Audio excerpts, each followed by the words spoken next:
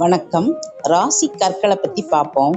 ராசிகள் 12, கிரகங்கள் 9. இந்த 9 கிரகங்களும் தன்னுடைய கதிர்வீச்சுக்களை பூமியில் செலுத்தி கொண்டே இருக்கும். அக்கதிர்களை பூமியில் உள்ள எல்லா உலோகப் பொருட்களும், மரங்கள், மலர்கள், கற்கள், உயிருள்ளவை, உயிரற்றவை என எல்லாம் ஈர்த்து வைத்துக் கொள்ளும். எந்த ராசியின் கதிர்வீச்சு குறைவாக உள்ளதோ அந்த ராசியின் கதிர்வீச்சை எடுத்துக்கொண்டால் குறை சரி செய்யப்பட்டு வாழ்வில் நிறைவு ஏற்படும். ஆனால் ஏற்கனவே அளவுக்கு அதிகமான கதிர்வீச்சை வெளியிட்டு கொண்டிருக்கும் அதே கதிர்வீச்சை மீண்டும் எடுத்துக்கொண்டால் அளவுக்கு அதிகமானால் அமிர்தமும் நஞ்சு என்பது போல் அதன் விளைவுகள் எதிர்மறையான பலன்களை தர வாய்ப்புள்ளது. ராசி அதிபதிக்கு என்று சில கற்கள் உண்டு. அந்த கற்கள் எல்லோருக்கும் ஒத்துப்போவது இல்லை. உதாரணத்திற்கு மிதுன லக்னம், கன்னி லக்னத்திற்கு பாதகாதிபதி குரு.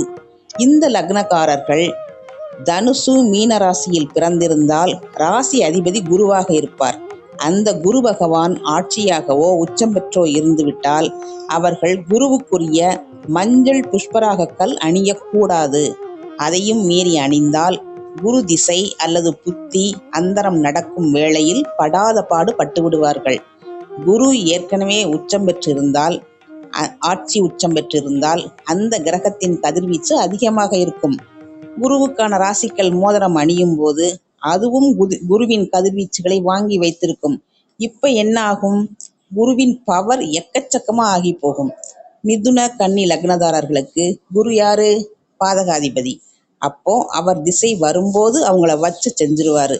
அதுதான் மேட்ரு.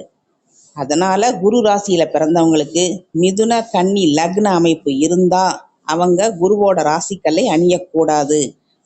சுய ஜாதகத்தை ஆராய்ஞ்சு பார்த்துட்டு அப்புறம்தான் ராசிக்கல்லை உபயோகப்படுத்தணும். அதே மாதிரி அதிர்ஷ்ட கற்களை அணிஞ்சா உடனே கோடி கோடியா கொட்டும் அப்படின்னு நினைக்காதீங்க.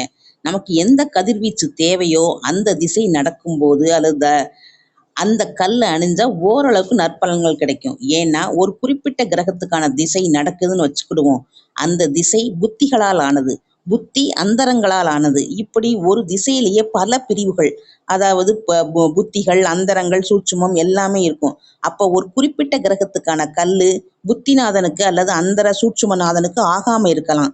அப்போ கெடுபலன்கள் ஏற்பட வாய்ப்பு இருக்கு. அதனால நல்லா ஆராய்ஞ்சு பார்த்துதான் இந்த ராசிக்கல்லை உபயோகப்படுத்தணும். எல்லோருக்கும் ஒன்று போல் ஒத்து வருவதில்லை இந்த ராசிக்கற்கள். நன்றி. அடுத்த பதிவில் பார்ப்போம். வணக்கம்.